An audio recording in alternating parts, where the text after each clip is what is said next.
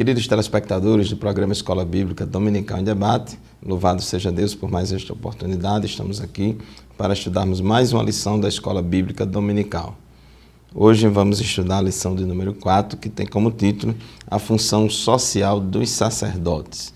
E o texto áureo da nossa lição se encontra em Lucas capítulo 5, versículo 14, que diz assim: E Jesus ordenou-lhe que a ninguém o dissesse, mas disse-lhe: Vai, mostra-te ao sacerdote e oferece pela tua purificação o que Moisés determinou, para que lhe sirva de testemunho.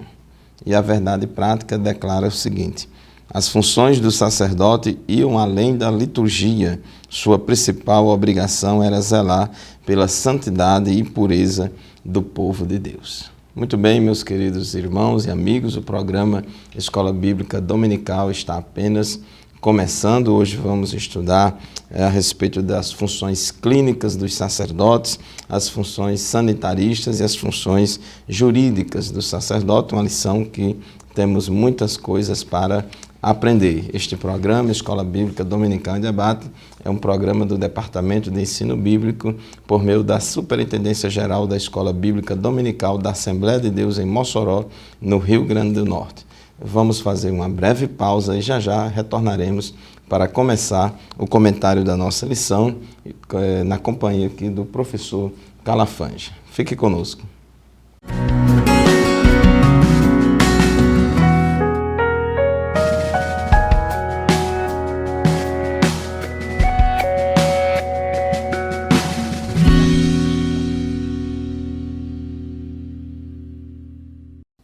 Muito bem, meus amados irmãos, amigos, telespectadores do EBD em Debate.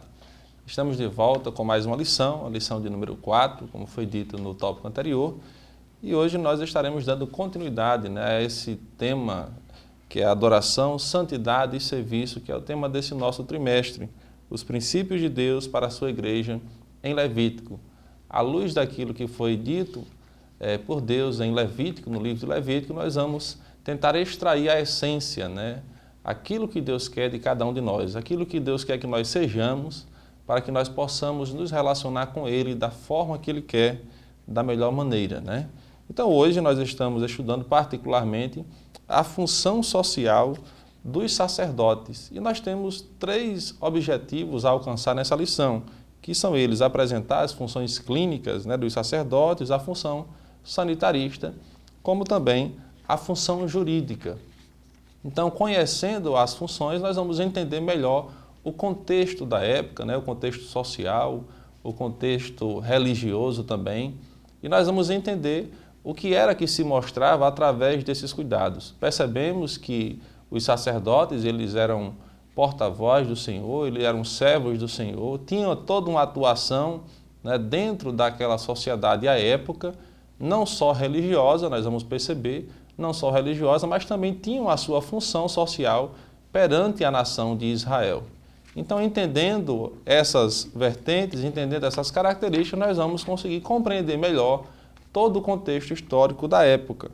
Então, nós vamos começar pelas funções clínicas, Qual era essa função, como essa função ela era exercida pelo sacerdote, Nós vemos que dentro desse tópico, o tópico primeiro da lição, nós temos aí 3 subtópicos que vai falar sobre essa função, que é a inspeção da lepra, a inspeção clínica e a limitação do sacerdote. E aí nós vamos perceber que já estava dito no livro de Levítico a normativa de como deveria ser o procedimento do sacerdote em caso de doenças. Nós vamos perceber nessa lição que o sacerdote ele não estava preocupado, não era uma atribuição dele somente a ritualística do culto, apenas o exercer do holocausto, mas ele também tinha uma função perante a sociedade hebreia à época.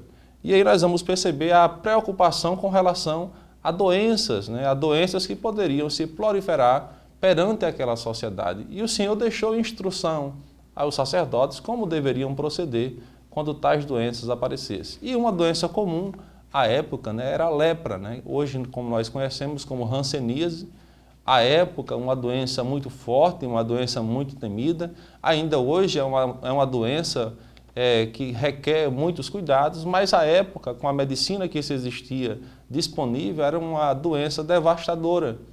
E existia uma preocupação, quando surgia um foco desse, que fosse tratado para que não se proliferasse perante a sociedade.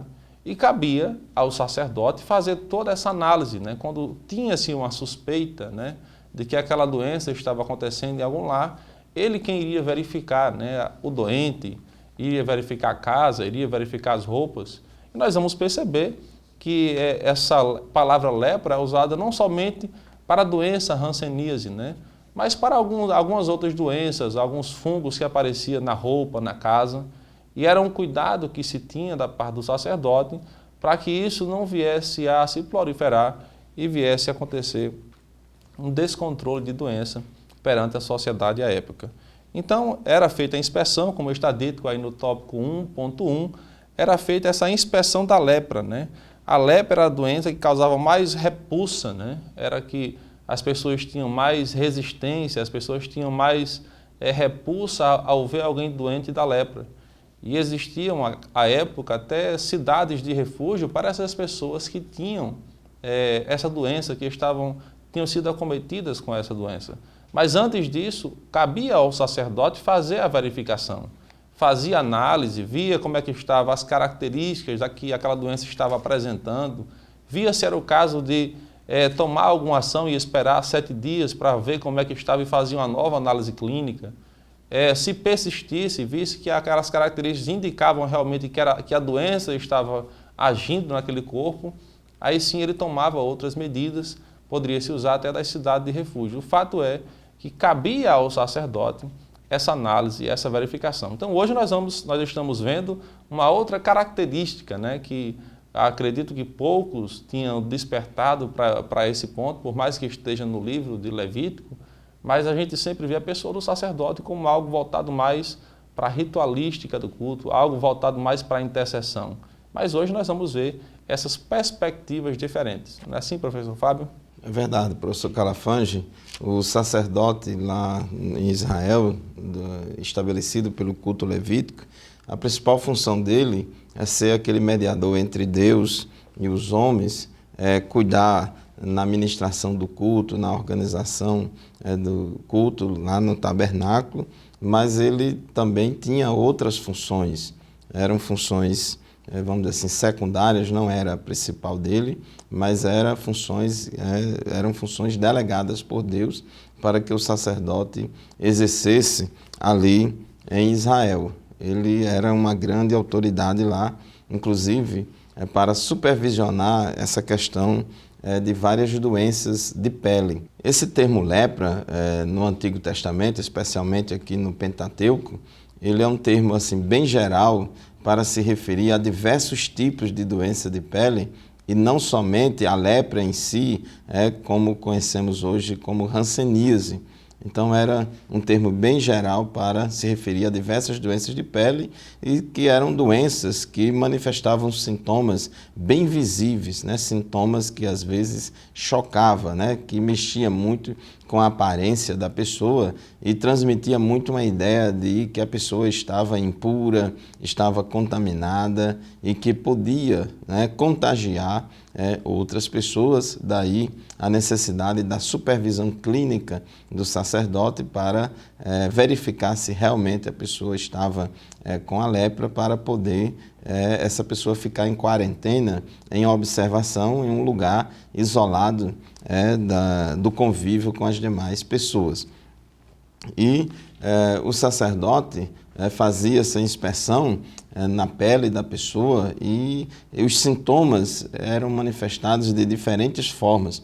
Aqui em todo o capítulo 13 do livro de Levítico, nós temos aqui a descrição de vários sintomas, né, preliminares de doenças de pele, né, como descrito nos versículos 1 a 8, mas também tem outros sintomas, como sintomas na carne viva, feridas purulentas, queimaduras, feridas na cabeça, o queixo, manchas brancas, né, e doenças cutâneas na cabeça que provocam a calvície. Então, todos esses sintomas são descritos aqui no capítulo 13 do livro de Levítico. E naquela época não tinha aí o que temos hoje, o auxílio dos antibióticos e demais substâncias capazes de curar a questão da lepra, de curar essas diversas doenças de pele. E não tinha lá dentro da comunidade de Israel médicos, como existia, por exemplo, lá no Egito. A Bíblia diz que no Egito tinha médicos, tinha a atividade de medicina era exercida lá no Egito, mas o povo de Israel foi escravo no Egito por mais de 400 anos, saíram ali, estavam no deserto, então eles não tinham ainda esses profissionais da saúde para atuarem na medicina tanto preventiva quanto curativa. Então Deus ele responsabilizou e capacitou o sumo sacerdote e os sacerdotes para fazerem essa inspeção clínica das pessoas que manifestavam os primeiros sintomas de doenças de pele. Então, sempre, conforme diz o tópico 1.2 da nossa lição, sempre que alguém apresentava algum dos sintomas da lepra, deveria encaminhar-se ao sumo sacerdote para ser examinado. E, de acordo com o diagnóstico, o paciente era declarado limpo ou impuro. Se fosse constatada a doença, o enfermo era imediatamente separado da comunidade para poder evitar uma epidemia. Então tinha essa questão aí, tinha não somente aquele lado de pureza ritual, de pureza cultural, mas também tinha uma questão de saúde pública para evitar que essas doenças fossem transmitidas para outras pessoas, uma vez que elas eram contagiosas, eram facilmente transmitidas para outras pessoas. Então nós vemos aí que o sacerdote, além dessas funções espirituais relacionadas ao culto, ao ensino da palavra de Deus, em relação ao zelo pela santidade, em condução das cerimônias religiosas, ele também tinha outras funções que nós estamos estudando aqui. Uma delas eram essas funções clínicas. Muito bem, chegamos ao final do primeiro bloco do nosso programa de hoje e vamos fazer mais um intervalo e já retornaremos para concluir esse assunto das funções clínicas dos sacerdotes e depois já entrar no tópico seguinte, no tópico 2, a respeito das funções sanitaristas. Fique conosco e nos aguarde.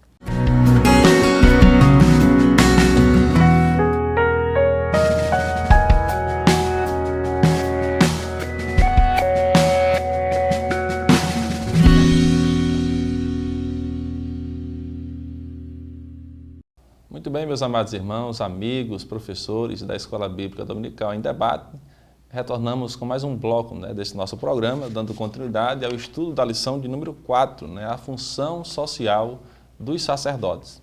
Desta feita, nós vamos agora concluir o tópico 1. No tópico 1, subtópico 3, fala sobre a limitação do sacerdote. Nós já percebemos no tópico anterior, quando nós conversamos, sobre algumas características, algumas atribuições do sacerdote.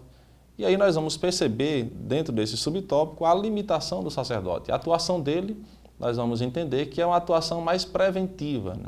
O sacerdote ele não tinha o poder de curar, ele não tinha o poder de tratar a doença, mas tomar medidas preventivas para que essa doença não viesse a proliferar, que não viesse a virar uma epidemia.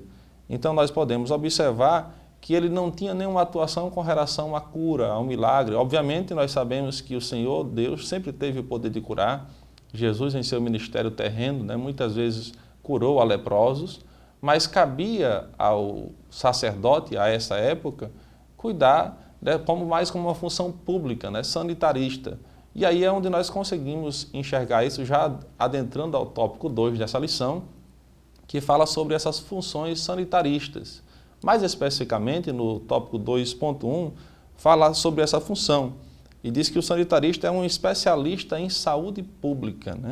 Diz aqui o autor da lição que sua função era basicamente preventiva, como falamos. Então, existia toda uma atitude clínica, uma atitude preventiva do sacerdote quanto ao aparecimento de doenças e até mesmo fungos. E essa análise, essa verificação era feita pelo sacerdote já nessa veia sanitarista, verificando roupas, onde acreditava-se que existia um foco, ele iria verificar as roupas, se fosse até necessário, essas roupas seriam queimadas. iria fazer a verificação da casa, né, onde era a moradia daquela pessoa que estava doente, e ele, o sacerdote, ele tinha essa atribuição de verificar, dependendo da situação, né, algumas medidas de higiene seriam tomadas, né, até mesmo se fosse um caso muito sério, até mesmo a questão de demolição, alguns asseveram. Mas o fato é que essa atuação do sacerdote era uma atuação preventiva e visando mais a questão do bem da sociedade, evitando que a sociedade à época hebreia viesse a ser tomada por essa doença. Então, nesse sentido, cabia a eles inspecionar, como nós falamos, casa, roupas, alguns utensílios e tomar as medidas que fossem necessárias para que a doença não viesse a se proliferar. Não é isso, professor Fábio? É verdade, professor Calafange. Nos chama a atenção, meus queridos irmãos e amigos, telespectadores do programa Escola Bíblica Dominical em Debate, que o sacerdote ele tinha um envolvimento com a comunidade. O sacerdote ele não vivia trancado no Santo dos Santos, lá do tabernáculo não, até mesmo que ele só podia entrar lá uma vez no ano. No lugar santo ele podia entrar diariamente, no átrio podia entrar diariamente, mas a atuação dele, o ministério dele não era restrito apenas às questões religiosas. A atuação religiosa dele, intercedendo pelo povo diante de Deus, oferecendo os sacrifícios, etc., era a principal função dele, era essa função religiosa, tornar o povo propício a Deus. Mas isso não significa que ele não pudesse se envolver na comunidade, exercendo outras atividades, ajudando o povo em outras ações. E isso pode também nos servir de modelo e de exemplo para que também o pastor de hoje, o sacerdote atual da nova aliança, ele também pode, dentro da sua atuação, dentro da sua comunidade, onde ele dirige a sua igreja, ele também pode fazer algum trabalho de ação social. É claro que hoje nós temos toda uma estrutura de saúde básica, de saúde pública, oferecida à população pelo Estado, mas nada impede de que uma congregação, uma igreja, ajude o poder público numa campanha de vacinação, ajude o poder público numa campanha de prevenção, por exemplo, ao combate a focos de mosquito, da dengue e tantos outros, e tantas outras necessidades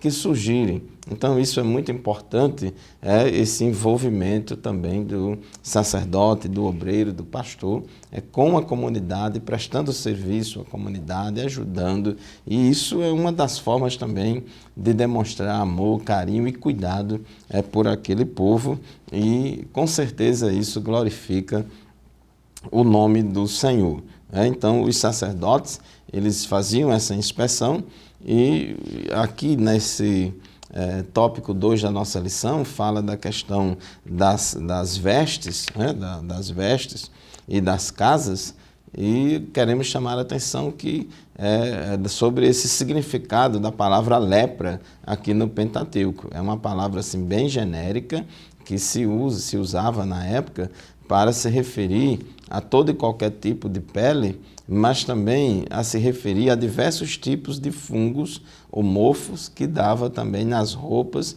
e nas paredes. Então, quando era atacado as paredes das casas e as roupas, então não era lepra em si, né? Não vai achar que a casa ficava doente de lepra, mas muitas paredes e muitas roupas, todo mundo sabe que podem pegar fungo, e isso se constitui em doenças, principalmente em lugares úmidos, né? O fungo é um organismo vivo que se desenvolve muito em lugares úmidos, em lugares que têm umidade e com pouca circulação de ar.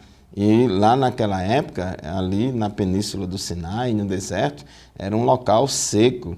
E se ali desse fungo naquelas casas, naquelas tendas desse fungo, era porque normalmente era um fungo que representava bastante perigo. Então, no tópico 2.2, na questão da lepra das casas, sempre que ocorria sintomas, aparecimento desses sintomas, o proprietário era instruído a recorrer ao sacerdote, que após examinar o imóvel, ordenava o seu despejo para que a praga não se espalhasse por toda a propriedade. E em seguida, a casa era interditada por 7 dias e caso a praga não cedesse, as pedras contaminadas eram retiradas e as paredes todas eram raspadas. E se ainda persistisse, em último caso, o sacerdote ainda tinha autoridade para ordenar a demolição do imóvel, tudo numa situação, numa questão preventiva, de prevenção, numa questão de saúde pública preventiva. E todo esse tratamento de Deus aqui com a questão da lepra, também ele tinha uma função pedagógica, que era também inculcar na mentalidade do povo sobre a ideia, né, de que a gente deve servir a Deus com pureza, com santidade. O povo tinha que fazer essa distinção entre o puro e o impuro, entre o santo e o profano. Então Deus também aproveitava essas situações para mostrar que o pecado ele causa muitos estragos na vida do homem. O pecado contamina o homem. Então, inclusive a lepra é um dos símbolos do pecado. E manifestando aqueles sintomas visíveis bem feios, vamos dizer assim, na pele das pessoas. Isso também, Deus aproveitava essa situação para ensinar pedagogicamente ao povo a respeito da gravidade do pecado. E quando tinha lepra nas vestes, ou mofo nas vestes, nesse caso específico, esses mofos ou fungos que também prejudicavam a saúde, eles de imediato a roupa deveria ser levada ao sacerdote, e se a praga se mostrasse resistente, o vestuário deveria ser queimado, a fim de se evitar a propagação de doenças. Então tem toda uma preocupação com a coletividade, com a saúde pública coletiva. E Deus advertiu solenemente os israelitas para eles terem cuidado e se prevenirem, contra a lepra, e ela também muitas vezes serve de porta de entrada para outros tipos de pecado. Lá em Isaías, capítulo 1, versículo 6, nós temos um versículo que ilustra mais ou menos essa ideia, de que a lepra era também um dos símbolos do pecado. Em Isaías capítulo 1, versículo 6, nosso comentarista coloca aqui, diz que da sola do pé ao alto da cabeça não há nada são, somente machucados, vergões e ferimentos abertos, que não foram limpos, nem enfaixados, nem tratados com azeite. Ele está se referindo aqui no capítulo 1 ao pecado da nação de Israel. Ele compara essa situação de estado pecaminoso do povo a uma pessoa enferma, com diversas enfermidades de pele, de lepra na pele, como acontecia, como foi regulamentado o tratamento aqui no livro de Levítico. Muito bem, meus queridos irmãos e amigos, chegamos ao final de mais um bloco do nosso programa. Vamos fazer mais uma pausa e já já retornaremos para continuar o assunto da nossa lição. Fique conosco.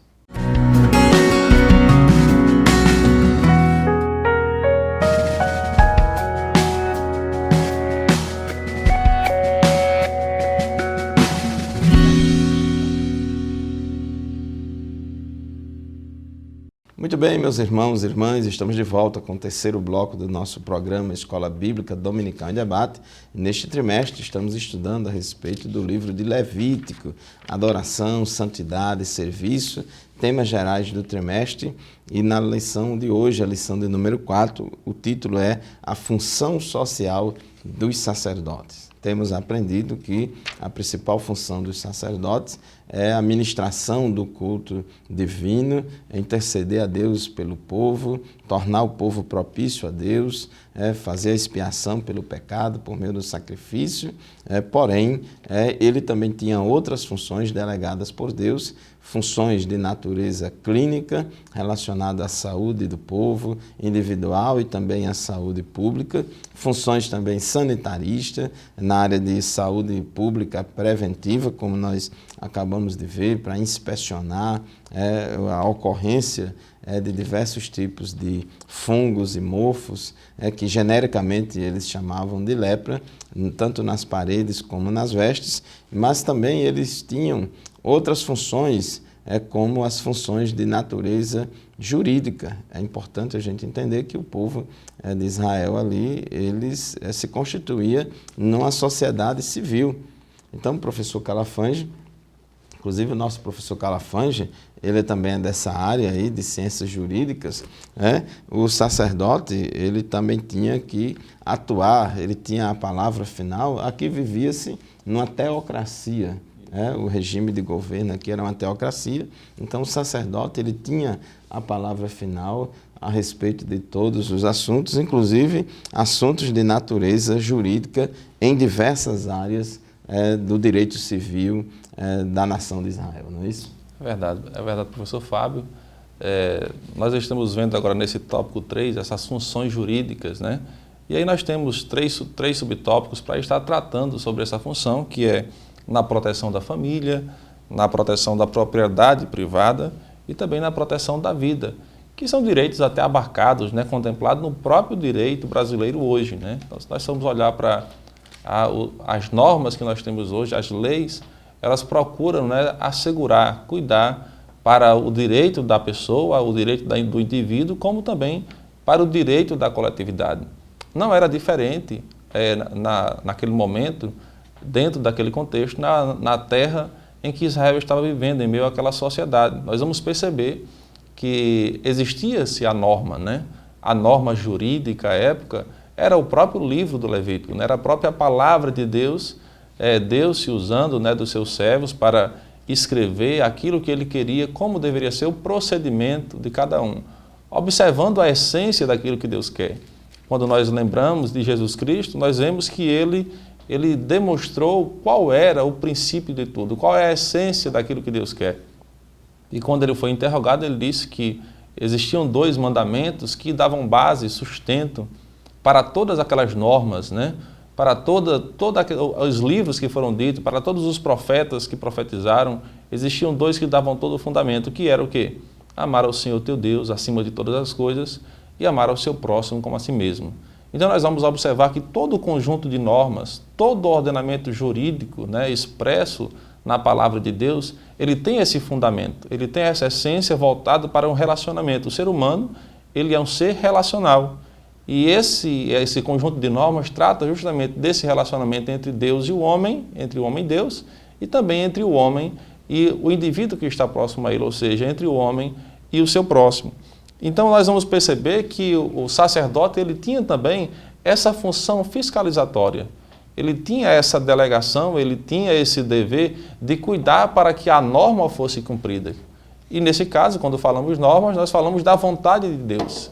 O sacerdote ele tinha que zelar para que a vontade de Deus fosse atendida, fosse exercida em meio ao seu povo, em meio àquela nação escolhida, né, para ser uma nação sacerdotal perante a este mundo. E nesse ponto nós vamos perceber a proteção da família, né, que é justamente esse tópico 3.1, né, esse subtópico primeiro, que fala sobre a proteção da família. E como se daria essa proteção? Nós vamos perceber aqui que existiam algumas proibições para os israelitas, que era o quê? O sacrifício infantil, relações incestuosas, o abuso sexual doméstico, a exposição das filhas à prostituição, a homossexualidade, a bestialidade. Então existia, pegando aqui uma pequena parcela, uma fração dessa norma, nós vamos perceber que existia um cuidado da parte de Deus, expresso através do livro de Levítico, com a família, com o procedimento que se tomava perante a família, evitando que acontecessem algumas coisas que iam de encontro à vontade do Senhor. Nós temos que perceber, conforme foi conversado no tópico anterior, que quando nós falamos de imundícia, nós estamos falando de tudo aquilo que foge da vontade de Deus. tudo aquilo que foge do projeto natural de Deus. Quando Deus criou o homem, à sua imagem e semelhança, o homem como ser íntegro, o homem como ser que não era pecaminoso, e quando nós falamos de imundícia, se retrata, se demonstra aquilo que se fugiu do projeto, daquilo que Deus previu para o homem.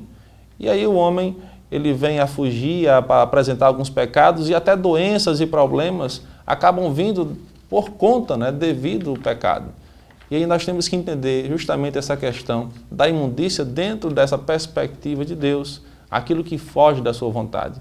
E aqui nesse subtópico nós estamos falando de atitudes, de procedimentos que vão de encontro à palavra de Deus, de encontro à sua vontade, voltado para a família. E só eram práticas que eram exercidas à época. Nós temos que entender que o contexto social da época era de que a nação de Israel, o povo hebreu, recentemente tinha saído de um cativeiro, 400 anos aproximadamente em cativeiro. E estavam ali, muitos deles já aculturados, já tinham se misturado com aquela cultura e tinham trazido práticas que eram desagradáveis ao Senhor. Era um povo que estava sendo preparado, estava sendo tratado para extrair deles essa cultura idólatra. Até porque esse povo também haveria de estar futuramente na Terra Prometida. E a própria Terra Prometida, a Canaã, também que era habitada à época, também tinha muitas malícias, existiam muitos problemas que iam de encontro à vontade do Senhor. E a nação de Israel ela precisava ser tratada, o povo hebreu ele precisava ser tratado. Então, assim como o direito que nós vemos hoje, percebemos ao nosso derredor, quando cada dia mais nós vemos, professor Fábio, as pessoas mais conscientes, cientes dos seus direitos e dos seus deveres, à época também, a nação de Israel, o povo hebreu, eles eram cientes dos seus direitos e deveres. E cabia ao sacerdote fazer essa verificação, essa fiscalização, fazer com que o sacerdote à época era como o Estado hoje, Ele tinha o poder e tinha o dever de fazer com que as coisas acontecessem. Ele estava lá para que a norma fosse cumprida. Olhando para nós hoje, era como se tivesse ali o Estado tomando todo o cuidado necessário para que a lei fosse cumprida. Então, o sacerdote ele tinha essa função social, essa função jurídica de fazer com que a vontade de Deus, ou seja, a norma expressa através da palavra de Deus, fosse cumprida. Não é assim, professor Fábio? É verdade, professor Calafange. Aquele povo era escravo no Egito, estava saindo do Egito, e aquele povo lá na terra de Canaã, a única coisa que eles iam fazer não era só viver cultuando a Deus, não. Eles iam viver em sociedade, eles iam conviver uns com os outros, plantar a terra, eles iam viver ali. Era uma nova sociedade, um novo país, uma nova nação que estaria vivendo juntos ali. E como todo homem é pecador, é preciso que existam leis para regulamentar o convívio social entre as pessoas, porque senão vira uma anarquia. Então, era necessário que Deus também tratasse com eles todo esse aspecto de código civil, código penal, criminal. Era necessário que tivesse todo esse ordenamento jurídico para orientar a vida em sociedade. E Deus ele é um Deus de justiça. É muito importante isso.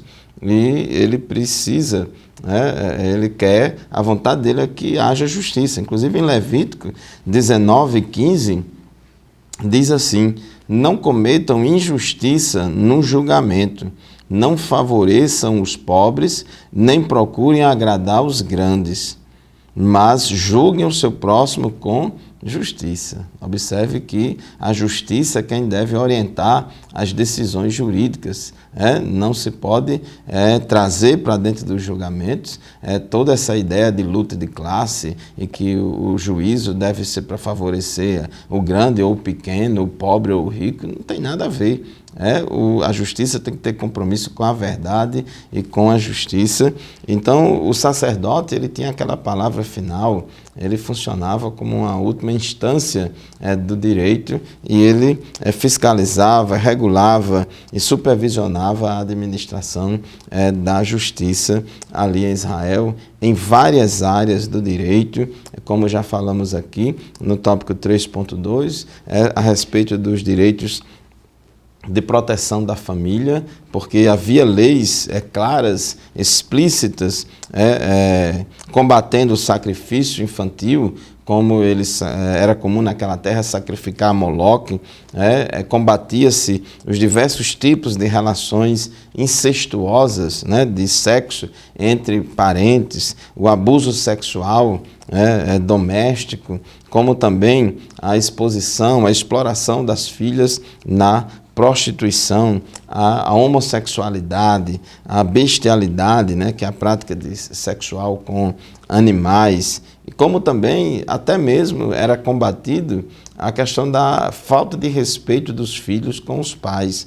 Inclusive, quando tinha filhos muito rebeldes, que se rebelavam contra os pais, filhos que amaldiçoavam os pais, isso era inaceitável na sociedade daquela época, inclusive era punido até mesmo com a pena de morte. Então, os sacerdotes, eles também supervisionavam a aplicação da lei no âmbito da proteção da família.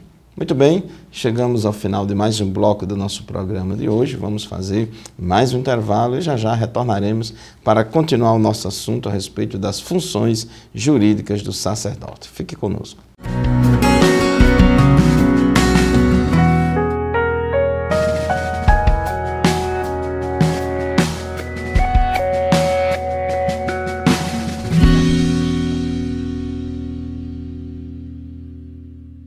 Queridos irmãos, irmãs, amigos e amigas, estamos de volta com o programa Escola Bíblica Dominical em Debate, estudando neste trimestre a respeito do livro de Levítico, adoração, santidade e serviço. E a lição de hoje, a lição de número 4, fala da função social dos sacerdotes e temos aprendido que, além de se envolver com as questões religiosas, o sacerdote também tinha participação ativa na sociedade em relação a funções clínicas, sanitaristas e jurídicas. E o tópico 3.2 da nossa lição de hoje fala também que ele também atuava na questão da supervisão, da aplicação de leis relacionadas à propriedade privada. Hoje em dia,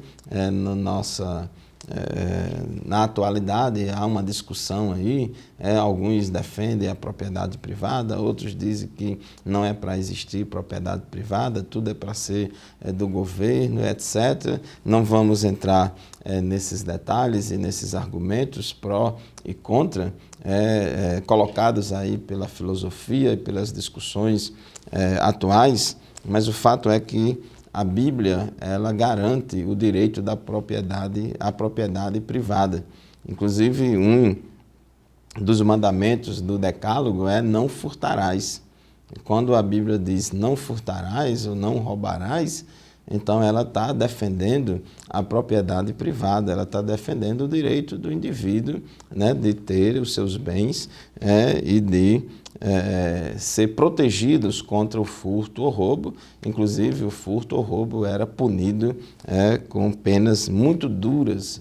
Até hoje, lá no Oriente Médio, é uma região em que o furto e o roubo é punido com muita severidade. Então, a Bíblia tem essa preocupação da proteção da propriedade privada, como também ela regula e traz mandamentos. Um dos mandamentos do Decálogo também fala sobre a questão da cobiça, de não cobiçar os bens alheios.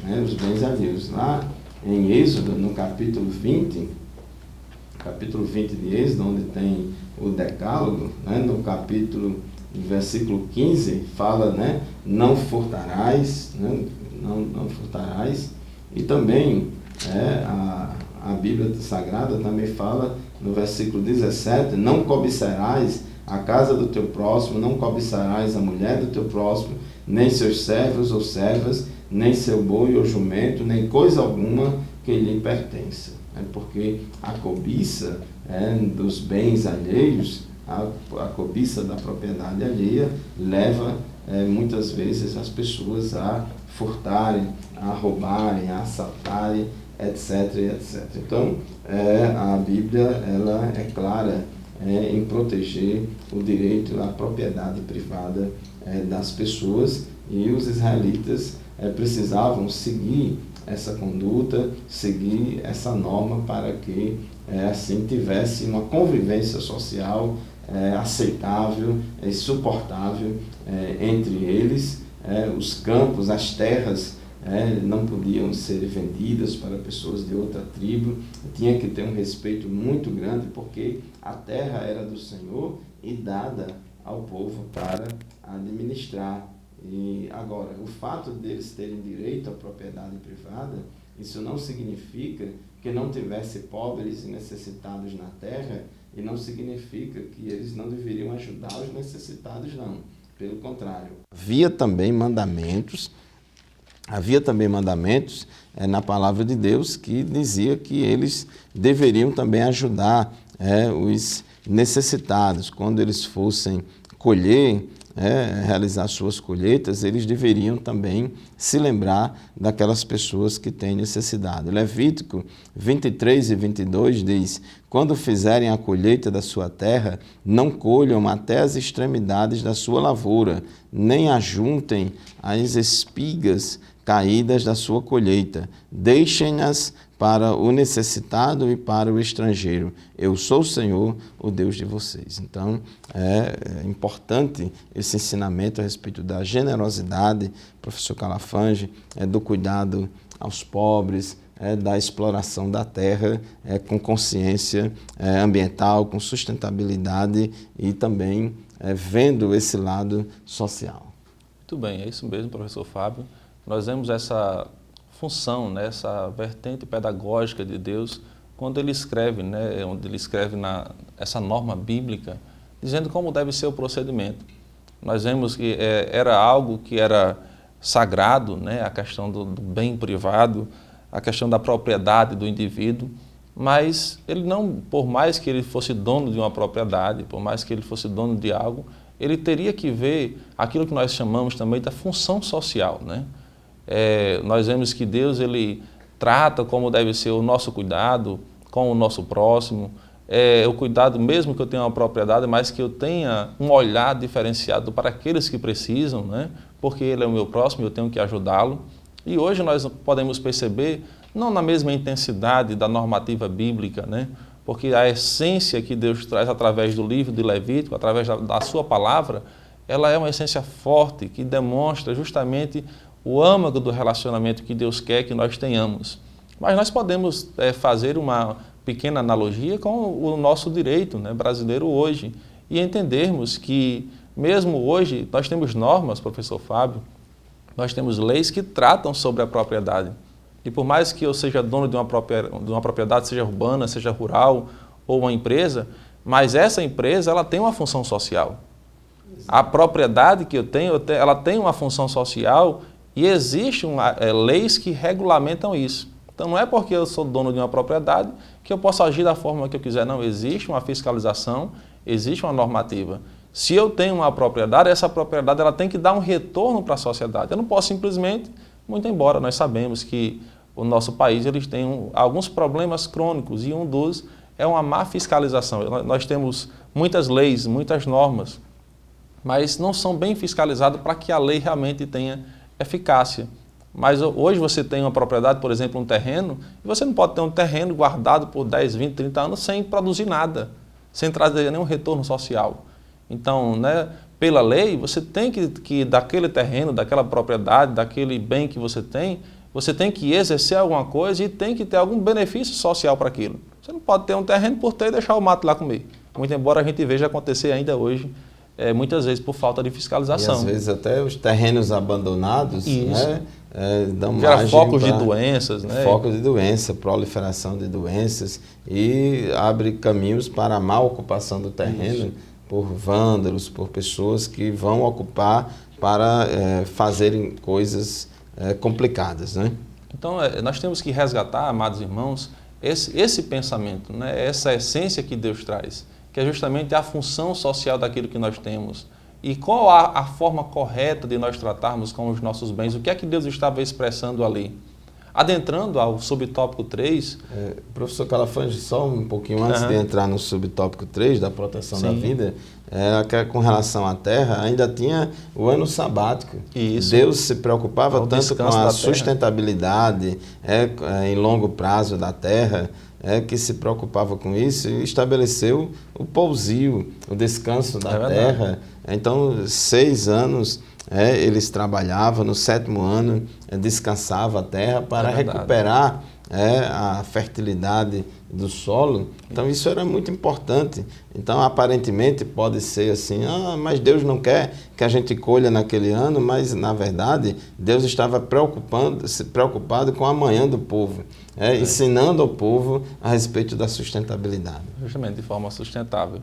Então, meus irmãos, adentrando ao último subtópico, né, que é proteção à vida, então também cabia ao sacerdote inspecionar a edificação de casas, a criação de animais, a preservação da mulher grávida e do filho que ela trazia no ventre. Então existia essa preocupação. Observe que sempre, na essência daquilo que conversamos, é sempre aquela preocupação com o próximo, a preocupação com a coletividade, a preocupação com o direito do indivíduo, mas também com o direito da coletividade. Então Deus ele sempre teve essa preocupação. E nós temos que ter o cuidado como nós nos portamos ainda hoje, né? Existem algumas ritualísticas, algumas normas, né, que estão no livro de Levítico, que eram justamente era uma coisa particular de Israel, né? Algumas ritualísticas que nós hoje nós não temos que seguir, mas nós temos a oportunidade, né, nessa lição, nesse trimestre, de estarmos extraindo, né, a essência daquilo que Deus quer e colocar em prática hoje nos nossos dias, na nossa atualidade. Então nós temos que observar, mesmo hoje em meio a uma sociedade pagã, em meio a uma sociedade que está distante de Deus, mas nós como agentes, né, como agentes atuantes a serviço do Senhor aqui na terra, nós temos que fazer a nossa parte. Como pessoas regeneradas, mudadas, nós temos que fazer a nossa parte em meio a essa sociedade, seja com os nossos bens, com os nossos recursos financeiros. Nós vemos que até o próprio direito, hoje, brasileiro, se preocupa com essa questão social também, com o direito à vida. Está expresso na nossa Carta Magna, né, na Constituição Federal de 88, o direito à vida que cada um tem. Hoje você vê, até quando se fala, principalmente no nosso país, né, quando se fala em prisão, aí hoje em dia você vê, há uma certa demora para que alguém seja preso por conta de algum crime, mas quer ver uma pessoa ser presa rapidamente na nossa sociedade hoje? Quer ver ela deixar de pagar uma pensão alimentícia? Né? Então, você tem uma relação com uma pessoa, um homem, uma mulher, tem uma relação, tem lá uma vida afetiva e gera um filho, e eles vêm a se separar, e aí aquele que é o provedor deixa de dar a provisão, o alimento para aquela criança, né? Até mesmo para a mulher ainda com o filho no ventre, né? Então o direito vem a resguardar. E se aquela pessoa não vier como provedor, não quiser tomar a sua responsabilidade, o Estado vai lá e até mesmo para cuidar da vida, para proteger a vida, ele vai e tolhe, tira um direito, a liberdade daquele que está deixando de cumprir o seu dever. Então nós temos como cristãos, nós temos que em meio a essa sociedade distante de Deus, pecaminosa, mas nós temos que entender e tomar ações que realmente agradem a Deus. Estamos estudando o livro de Levítico, observamos, né, aquilo que nós estudamos nesse trimestre e vamos extrair a essência, né, daquilo que nós precisamos aprender e colocar em prática em nossa sociedade. Vimos hoje sobre a função social dos sacerdotes e extraímos dessa lição aquilo que Deus queria passar para nós ainda hoje, o que nós podemos, como agentes, né, de Deus aqui na terra também, colocarmos em prática. Então, caro professor, direto aluno, você que sempre está nos acompanhando aqui na EBD em Debate, dizer que é uma alegria, dizer que não deixe de ir para a Escola Bíblica Dominical na sua congregação, lá no seu bairro tem uma congregação, não deixe de ir, é lá onde a aprendizagem acontece, né, pastor Fábio, com maior fluidez, é onde você tem a oportunidade de ter essa dinâmica com o professor, de ter a dinâmica com os alunos e a aprendizagem acontecer de uma forma mais livre, mais suave e com mais eficácia. Fazendo pergunta, ouvindo, aprendendo uns com os outros. Portanto, meus queridos irmãos e amigos, chegamos ao final de mais um programa Escola Bíblica Dominical em Debate. O debate continua na nossa classe da Escola Bíblica Dominical, lá na nossa congregação. Deus abençoe vocês. Muito obrigado pela sua audiência e até o próximo programa, se Deus quiser. A paz do Senhor. Paz do Senhor.